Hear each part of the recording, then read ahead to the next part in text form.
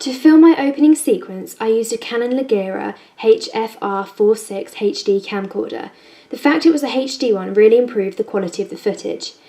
I had to use this camera rather than the Nikon D3200 I used for my preliminary task, as the files were compatible for the iMac programs.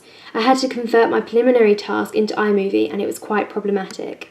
For my tripod, I used a Manfrotto compact one, which had a pistol-shaped grip, making it easy to manoeuvre the camera for panning shots.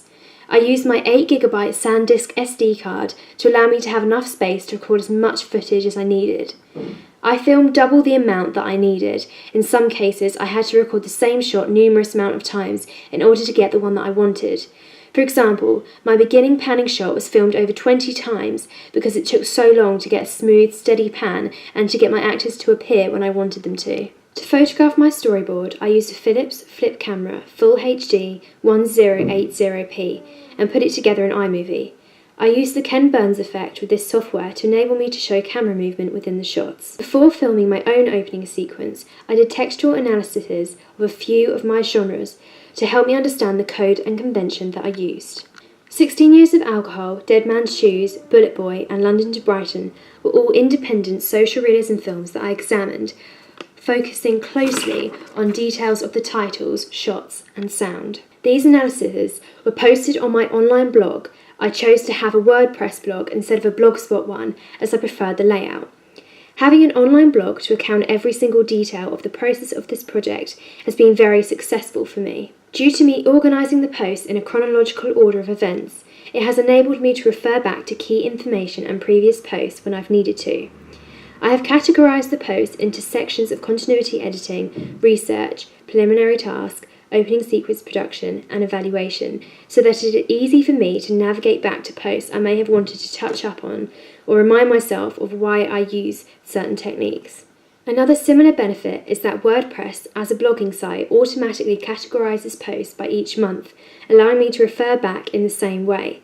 It has been much more efficient to produce my written work in this way as opposed to the paper method of handwriting everything out, as it is quicker and allows you to describe things visually using images and clips showing what I have done and the progress I am making at each stage. This leads on to me talking about my YouTube account. Having my own personal one means I could upload different steps of the process of creating my opening sequence, videos such as my preliminary task to the production cards of my opening sequence. Using this software meant I could easily embed it onto my blog and present my work in progress visually. Another program I used for my blog was Scribd, which is a website that allows you to upload Microsoft Word documents that can then present you with a code to embed on a WordPress blog, so that it will be represented in a separate white box on the post with an individual scrolling bar to the blog's page. This helps divide the post and allows the reader to read the document more easily, as opposed to simply copying and pasting it onto a post. I use this to upload things such as my audience profile and audience feedback. Final Cut Express was the editing software that I used to complete my opening sequence. I have learnt a few new techniques through using this program, one of them being that if I want only the footage from one clip but not the sound, if I click on both and then hold down the keys, Command L, click away and then back on the unwanted sound clip and then press delete, I am left with only the footage. This has been extremely helpful in my opening sequence, as I found I had unwanted sound or footage quite frequently. I also learned how to dial down the volume of my sound by adjusting the sound levels by double-clicking on the selected clip until it appeared in the viewer and dragging the levels to where I wanted them. This was a vital change I had to make to my opening sequence, and luckily this program allowed me to do so that it was a consistent level of sound throughout the opening sequence. Another editing program I used was LiveType.